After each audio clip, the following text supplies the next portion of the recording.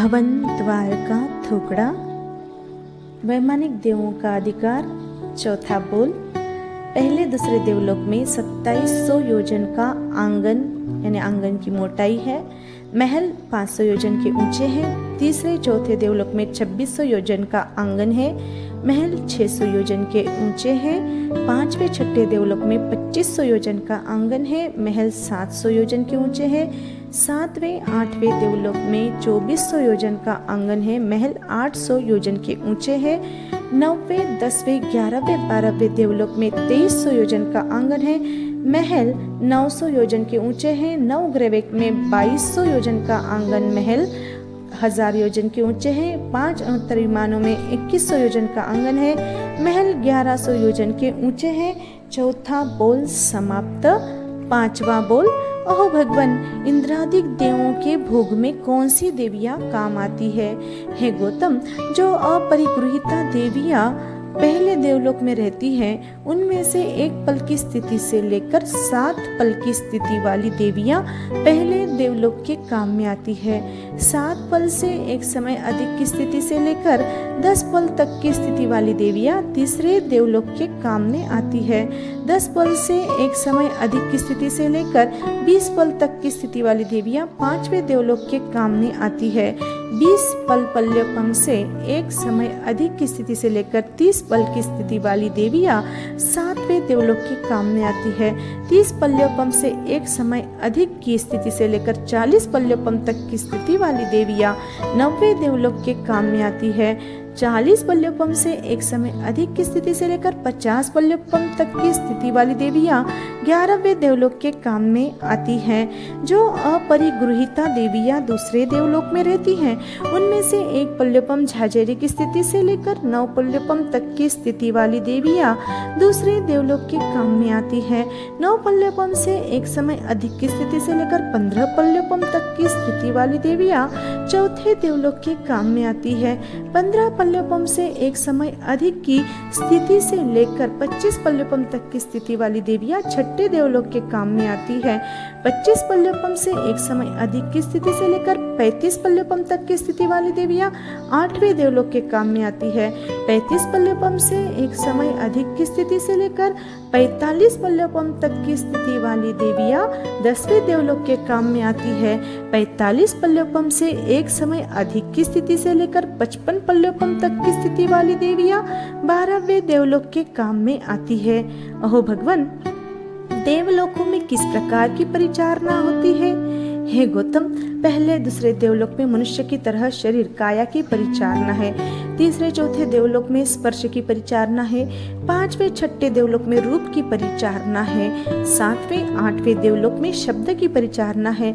9वें 10वें 11वें 12वें देवलोक में मन की परिचारना है। इससे आगे के देवलोकों में परिचारना नहीं है। ओह भगवान, विमानों का वर्ण कैसा है? हे गौतम, पहले दूसरे देवलोक में 5 वर्ण के विमान है। तीसरे चौथे देवलोक में 4 वर्ण के विमान है। 5वें छठे देवलोक में 3 वर्ण के विमान है।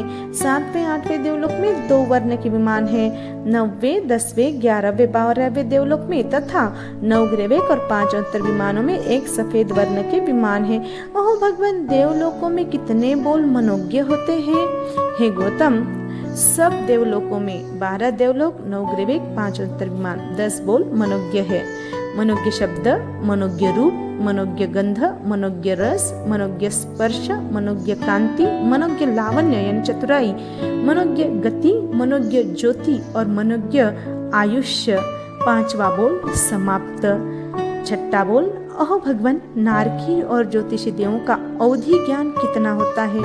हे गौतम, नारकी और ज्योतिषी देवता अवधि ज्ञान से ऊपर और नीचा थोड़ा जानते देखते हैं, तिरछा ज्यादा जानते देखते हैं।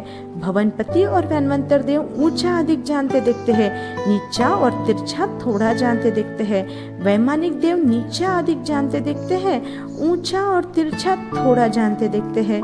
ओह भगवान, नारकी और देवों के अवधि ज्ञान का आकार कैसा है? हे गौतम, नारकी जीवों का अवधि ज्ञान तिपाई के आकार है। भवनपति देवों का अवधि ज्ञान पल्य यानी छबड़ा के आकार है। वैनवंतर देवों का अवधि ज्ञान ढोल के आकार है। ज्योतिषी देवों का अवधि ज्ञान झालर के आकार है। 12 देवलोकों के देवों का अवधि ज्ञान मृदंग के आकार है। 9 ग्रैविक के देवों का अवधि ज्ञान फूलों की चंगेरी यानी टोकरी के आकार है। अनुत्तर विमान के देवों का अवधि ज्ञान कंचुक के आकार है। मनुष्य और तिर्यंचों के अवधि ज्ञान का आकार विविध प्रकार का है। छठा बोल समाप्त। ओह भगवान, देवलोकों का आकार कैसा है? हे गौतम, पहले, दूसरे, तीसरे, चौथे देवलोक का आकार अर्ध चंद्रमा के समान है। 5वें, 6ठे, 7वें, 8वें देवलोक का आकार पूर्ण चंद्रमा के समान है। 9वें, 10वें, 11वें, 12वें देवलोक का आकार अर्ध चंद्रमा के आकार है। 9 ग्रैविक का आकार बेड़ा यानी एक घड़े के ऊपर दूसरा घड़ा के समान है। 4 अनुत्तर विमानों का आकार सिंघाड़े के समान है। सर्वार्थ सिद्ध विमान का आकार पूर्ण चंद्रमा के समान है। सर्वार्थ सिद्ध विमान से 12 योजन ऊपर सिद्धशिला है। उसका आकार उल्टे छत्र के समान है। वह 45 लाख योजन की लंबी चौड़ी है। उसकी परिधि 1,42,30,249 योजन झाजेरी है। वह मध्य भाग में 8 योजन मोटी है और अंत में मक्खी के पंख से भी पतली है। ओह भगवान, सिद्धशिला का वर्ण कैसा है? हे गौतम, सिद्धशिला का वर्ण सफेद है, जैसे गोक्षीर गाय का दूध का फेन, पानी का कण, मुचकुंद का फूल, चांदी का पात और शंख सफेद और निर्मल होता है, उससे भी अनंत गुण सफेद एवं निर्मल है। उस सिद्धशिला के ऊपर अग्रभाग में अर्थात एक कोस के छठे भाग में लोक के मस्तक पर सिद्ध भगवान विराजमान है। ओह भगवान, सिद्ध भगवान की अवगाहना कितनी है? हे गौतम, सिद्ध भगवान की जगन्य अवगाहना 1 हाथ और 8 अंगुल की है। मध्यम अवगाहना 4 हाथ और 16 अंगुल की है। उत्कृष्ट अवगाहना 333 धनुष्य और 32 अंगुल की है। अहो भगवान, सिद्ध भगवान कितने गुणों से विराजमान है? हे गौतम, 31 गुणों से विराजमान है। उन्होंने 5 प्रकार के ज्ञानावरणीय कर्म का क्षय किया है, 9 प्रकार के दर्शनावरणीय कर्म का क्षय किया है, 2 प्रकार के वेदनीय कर्म का क्षय किया है, 2 प्रकार के मोहनीय कर्म का क्षय किया है, 4 प्रकार के आयु कर्म का क्षय किया है, 2 प्रकार के नाम कर्म का क्षय किया है, 2 प्रकार के गोत्र कर्म का और 5 प्रकार के अंतराय कर्म का क्षय किया है। इस प्रकार 8 कर्मों का सर्वथा क्षय करने से उनमें 31 गुण प्रकट हुए हैं।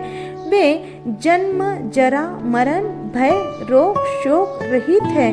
ऐसे गुणों से युक्त सिद्ध भगवान लोक के अग्रभाग पर विराजमान है। ऐसे सिद्ध भगवान को मैं बारंबार वंदना नमस्कार करती हूँ। सेवम बनते गौतम बोले सही, बिरजीरा वचना में संदेह रखनो नहीं। इति भवन द्वारका थोकड़ा संपूर्णम। जय आनंद।